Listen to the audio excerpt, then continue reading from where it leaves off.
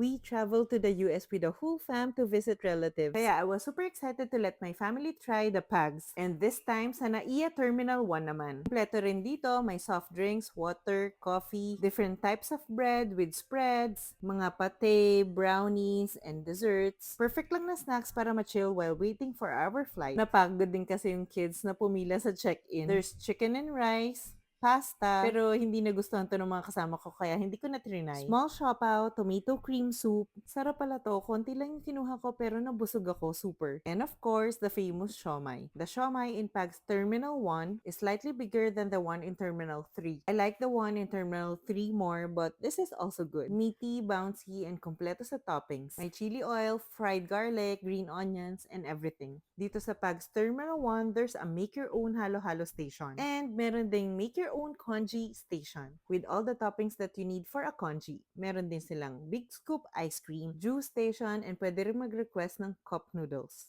Medyo puno ang PAGS that day kaya nakaupo kami sa PAGS extension. We checked the main, mas maganda lang ng konti yung vibe, but it's more crowded there. And the food is the same naman. This is one of our favorite perks ng credit card namin. Super sulit especially if you like to travel. Kaya don't forget to check if your card is included sa list sa intro. Kasi sayang naman, di ba? Ang sarap kaya mag-chill dito.